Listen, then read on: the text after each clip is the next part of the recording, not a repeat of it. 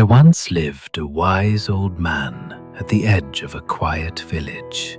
His hands were rough from years of hard work, but his eyes were still kind, still full of something deep. He had 3 sons. The first was clever, always thinking, always one step ahead. The second was strong, never afraid of hard work. The third was quiet.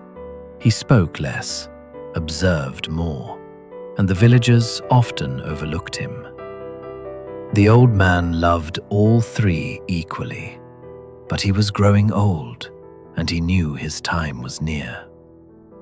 One morning, he called his sons to his bedside and placed an old, cracked jar in each of their hands.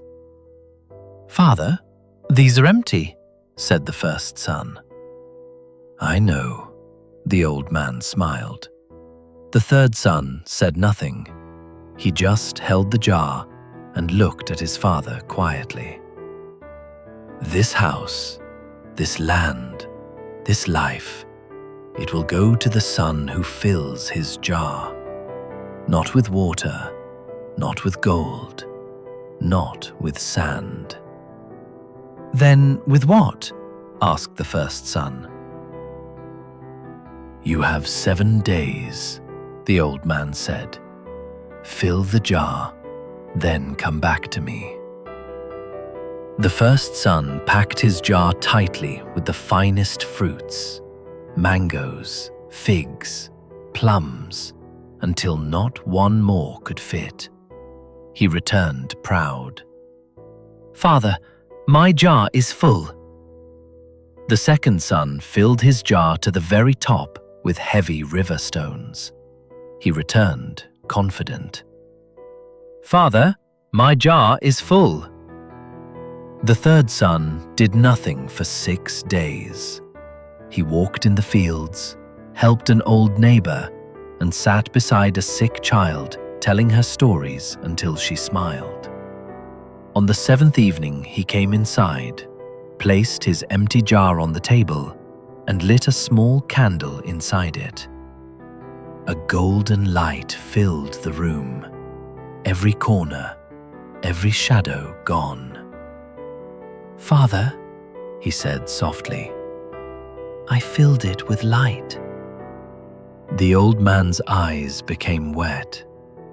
"But his jar is still empty," said the first son. "Mine is full of real stones," said the second. The old man shook his head. "Your fruits will rot. Your stones give nothing." Then he looked at his youngest. "This one filled the jar with something that costs nothing, and yet lights up everything. Wisdom, kindness, light. These never rot, never run out." He placed his hand on his youngest son's head. "Everything I have, it belongs to you."